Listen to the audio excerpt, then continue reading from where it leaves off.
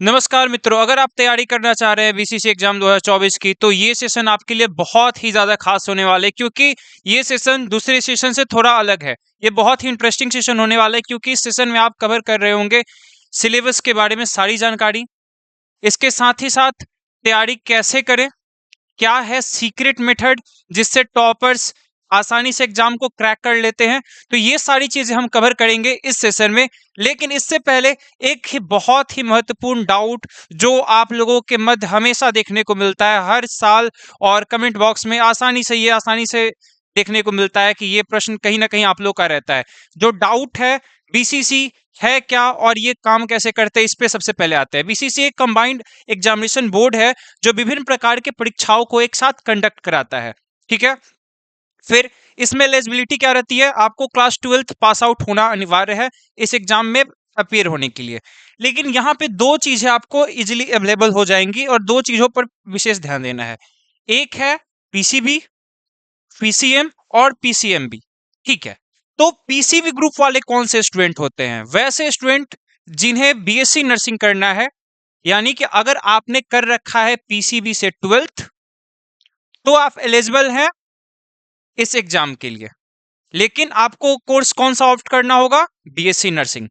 But अगर आप PCM से आते हैं तो आप टेक्निकल कोर्स की तरफ आगे बढ़ सकते हैं, यानी पॉलिटेक्निक इंजीनियरिंग जो है इस तरफ आगे बढ़ सकते हैं। वही जो स्टूडेंट है पीसीएमबी से, उनके लिए दोनों रास्ते खुले हैं, यानी वो चाहें तो दोनों एग्जाम में अपियर हो सकते हैं, इसमें कोई परेशानी नहीं है। ये सबसे बड़ा डाउट कहीं ना कहीं आपके मन में था, उस चीज को मैं यहाँ भी क्लियर करता हूं।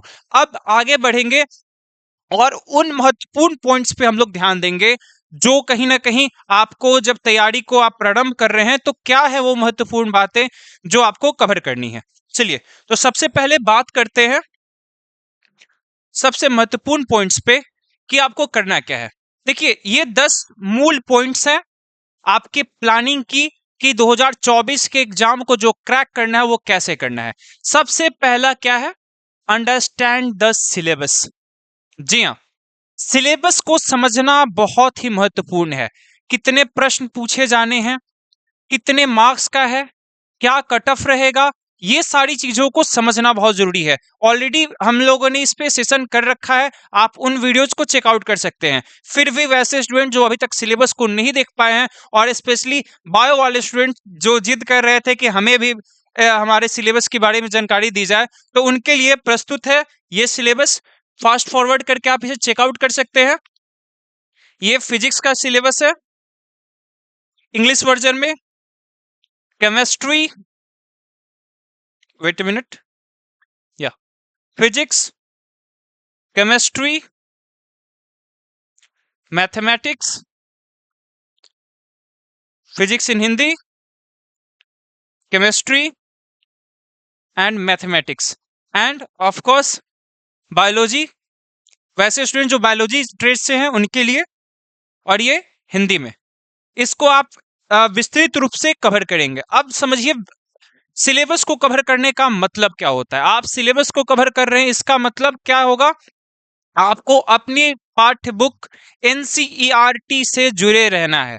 जी हाँ, सबसे महत्वपूर्ण जो क्या है आपके लिए है एनसीईआरटी, यानी कि आपको बेसिक कवर करने के लिए सबसे महत्वपूर्ण क्या चीजें कवर करना है?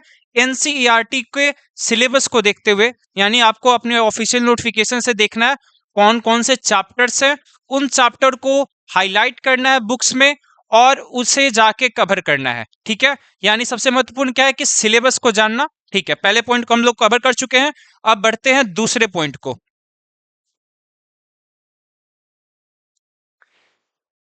क्रिएट ए स्टडी प्लान, ये दूसरा पॉइंट है। देखिए, एक चीज होता है प्लानिंग और एक होता है सपना, तो कहीं ना कहीं आपको एक्शन भी लेना है, ठीक है। प्लानिंग क्या होता है?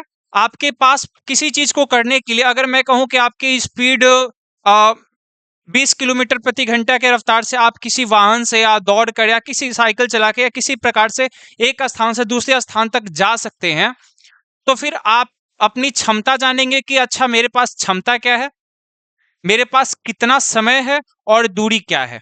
तो ये पैमाना तय कैसे होता है, जानकारी इस चीज की कैसी होगी, हमें ये हमारा सिलेबस बताता है, यानी कि मुझे कितने चैप्टर्स पढ़ने हैं, हमारे पास कितने विषय हैं और हमारे पास समय कितना शेष है। एक चैप्टर को करने में अमूमन कितना समय हम ले रहे हैं, एक चैप्टर को रिवाइज करने में, समझने में कितना समय ले रहे हैं, उसके प्रैक्टिस सेट को, तो ये आपको एनालाइज करना होगा, अपनी स्पीड को बढ़ाना होगा, अपनी नॉलेज क्षमता को, फोकस को एक स्थान पे रखना होगा, तब आप इस प्रकार से आगे बढ़ सकते हैं। ठीक है, इसके बाद है यूज क्वालिटी स्टडी मटेरियल।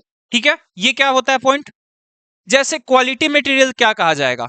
सबसे महत्वपूर्ण है कि जैसे आप किताबों का चयन करते हैं, तो किताबों का चयन करने में सबसे महत्वपूर्ण एनसीईआरटी, मैं बार बार आपसे रिपीट कर रहा हूं, एनसीईआरटी बुक को फर्स्ट प्रेफरेंस दीजिए। इससे क्या होगा कि आप अपने बेस से भटकेंगे नहीं। पहले ही आप किताबों का अंबार खड़ा कर लेते हैं, साइड बुक्स, ये वाला अच्छा सेट है, ये वाला अच्छा प्रैक्टिस सेट है, ये बाद में करिए। पहले कॉन्सेप्ट बिल्डिंग कीजिए और सिलेबस को खत्म करने की और बढ़िए, और क्वालिटी बुक्स को चूज किए, यानी पहले एनसीईआरटी कंप्लीट कीजिए, इसके बाद किसी अन्य प्रैक्टिस सेट की आप आगे बढ़ेंगे। ठीक है, इसके बाद है प्रैक्टिस रेगुलरली। प्रैक्टिस रेगुलरली का अर्थ क्या हुआ? जो भी आप क्वेश्चंस कॉन्सेप्ट गेन कर रहे हैं उसको जांचते रहिए, क्या वो नॉलेज आपके पास संग्रहित हो रहा है या नहीं हो रहा है। ये जांचना समझना बहुत ही अनिवार्य है, क्योंकि कहीं ना कहीं इसी प्रकार से आपका काम होगा और इसी प्रकार से आप आगे बढ़ पाएंगे और एनालाइज भी कर पाएंगे कि क्या जो चीजें मैंने सीखा है, कहीं मैं भूल तो नहीं गया, भूल तो नहीं गई, यानी रिवीजन क्या सही जा रहा है, जो चीज हम जिस प्रकार से, या कोई प्लान में चेंज लाने की जरूरत है। तो ये सारी चीजें प्रैक्टिस से ही होगा, एक्शन लेने से। क्या सिर्फ प्लान बनाने से काम चलेगा? नहीं चलेगा, आपको एक्शन भी लेना होगा। ठीक है, फोकस ऑन बेसिक। पहली बात, बेसिक पे फोकस कैसे करेंगे? देखिए, अगर आप एग्जामिनेशन की तैयारी करते हैं तो सबसे बड़ी गलती क्या कर देते हैं, सबसे हार्ड क्वेश्चंस कौन से हैं इसको देखते हैं, सबसे टफ क्वेश्चंस कौन से आए हैं, पहले कौन सा हार्ड चैप्टर है पहले उसको पढ़ते हैं। नहीं, हर चैप्टर की बेसिक फंडामेंटल्स को, कॉन्सेप्ट को पहले सीख लीजिए।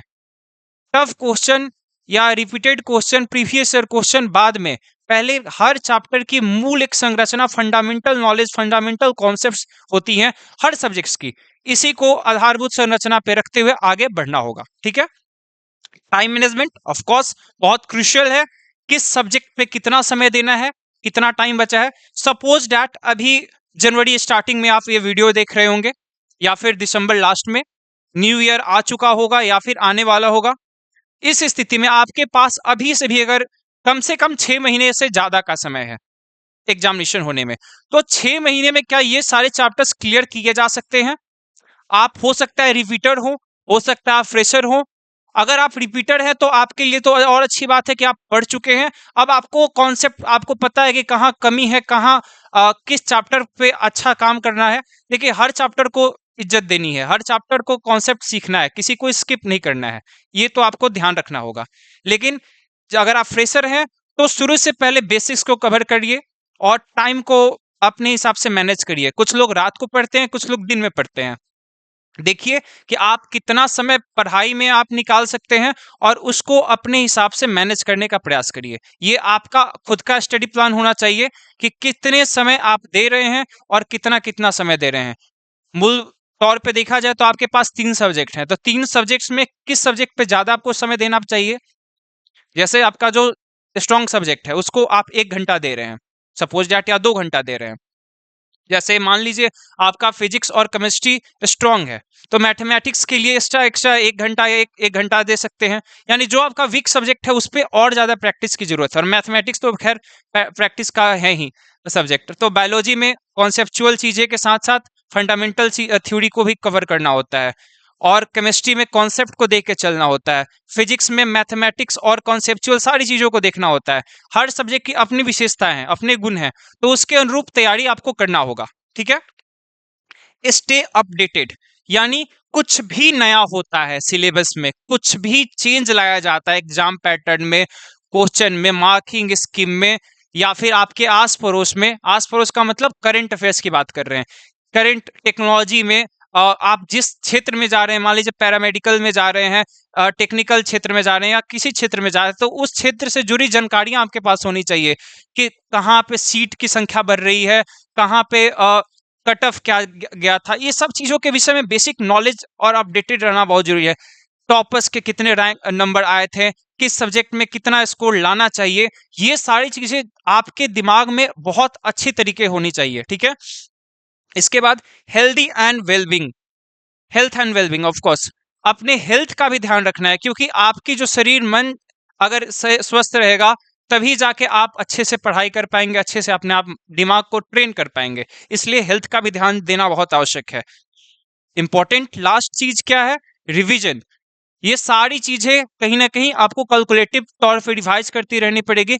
अब यहाँ पे जब कॉन्सेप्ट क्लियर होते चले जा रहे हैं, प्रीवियस ईयर को फॉलो कर सकते हैं, ठीक है। सीक गाइडेंस, गाइडेंस यानी कि उस एक्सपर्ट्स को, मेंटर्स को, आपके सीनियर्स को, जिस प्रकार से भी आपको गाइडेंस मिल रहा है उनके नॉलेज को, उनके एक्सपीरियंस को आपको गेन करना है। लेकिन एक और चीज ध्यान देना है आपको, क्या किसी टॉपर का क्या कोई तरीका आपके लिए वो काम करेगा या नहीं करेगा, वो आपको तय करना है। जैसे कोई रात को जाग के पढ़ता है, क्या आप रात को जाग के पढ़ पाएंगे? कुछ लोग सुबह पढ़ पाते हैं। तो आपको ये एनालाइज करना है क्या आप सही रास्ते पे किस प्रकार से बढ़ेंगे, ठीक है। अब दूसरी बात, स्टडी प्लान के लिए सबसे महत्वपूर्ण ये सारी चीजें तो हो गई। अब एक प्रो टिप मेरे से आप ये ले सकते हैं कि अगर आप एग्जामिनेशन की तैयारी कर रहे हैं तो दो तरीका से कर सकते हैं। एक, कॉन्सेप्ट के साथ साथ प्रीवियस ईयर क्वेश्चंस को लेते चलें, यानी कि अगर मैंने एक चैप्टर मैंने कंप्लीट कर लिया, अब इसके आधार पे देख सकते हैं कि प्रीवियस ईयर क्वेश्चन कैसे कैसे आए हैं और उसको सॉल्व करते चले गए। या फिर समय समय पे एक अंतराल बना लेंगे कि 1 वीक में, 2 वीक में प्रीवियस ईयर क्वेश्चंस को हम एक सेट लगाते रहेंगे, ये भी एक तरीका हो सकता है। या फिर पूरे सिलेबस को कंप्लीट करके मल्टीपल रिवीजन करते रहें और प्रैक्टिस सेट लगाते रहें। ये आपको तय करना है कि आपके लिए कौन सा तरीका सुटेबल है।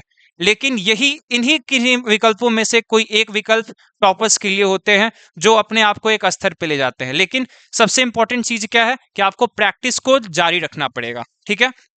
सी गाइडेंस में एक और महत्वपूर्ण तथ्य ये हो सकता है कि आप वैसे संस्थानों से जुड़ सकते हैं, यानी हमारे संस्थान में जैसे आपके पास एक्सपर्ट टीचर है, हर टीचर्स की अपनी गाइडेंस होती है। जैसे साकेत सर हैं, अ, हमारे अन्य टीचर्स हैं, तो आप उनसे जुड़ के क्या कर सकते हैं, बिल्कुल अच्छे तरीके से अपने सब्जेक्ट्स की मूलभूत संरचनाओं को समझते हुए आगे बढ़ सकते हैं, ठीक है। इसके लिए आपके पास एक और ऑप्शन है कि आप बीएससी नर्सिंग की अगर तैयारी करना चाहते हैं तो जुनून बैच से जुड़ सकते हैं, जो कि फर्स्ट वीक ऑफ जनवरी से ही प्रारंभ हो रही है। आपको इसमें मिल जाते हैं live classes, assignment, previous year notes, यानी सारी वो चीजें जो आपको तैयारी के लिए चाहिए। उसके साथ साथ सबसे महत्वपूर्ण गाइडेंस, और हमारे पास ऑलरेडी बहुत सारे टॉपर्स की लिस्ट आपको मिल जाएगी। यानी यहाँ से इस संस्थान से विभिन्न प्रकार के टॉपर्स निकले, यानी कि हमारी जो ट्राइड एंड टेस्टेड मेथड्स हैं उसको हम बताते हैं आपको, जिससे आप अच्छा स्कोर करें और अपना फेवरेबल और डिजायर्स रैंक को ग्रैब करें। और ये सारी चीजें आपको 999 नहीं, बिल्कुल जस्ट इन 500 प्राप्त होती हैं। एक और चीज है, आपको सबसे पहले करना ये कि स्टडी विथ रितेश एप्लीकेशन को डाउनलोड करना है गूगल प्ले स्टोर से, और वहां से विभिन्न प्रकार के जो कोर्सेज हैं उससे आप कनेक्ट हो सकते हैं, ठीक है। आई होप कि सारी जानकारी, जो आपके डाउट्स, क्वेरीज, सारी चीजें होंगी उस चीज को इस सेशन में कवर कर लिया गया है। इसके बावजूद भी अगर कोई आपके डाउट्स रह जाते हैं तो कमेंट करना ना भूलें। अगर आपको ये सेशन अच्छा लग रहा है तो लाइक करें और अपने मित्रों तक जरूर पहुंचाएं जिन्हें इस सेशन की आवश्यकता है, इस जानकारी की आवश्यकता है। मिलते हैं अन्य किसी इंफॉर्मेटिव सेशन के लिए। धन्यवाद।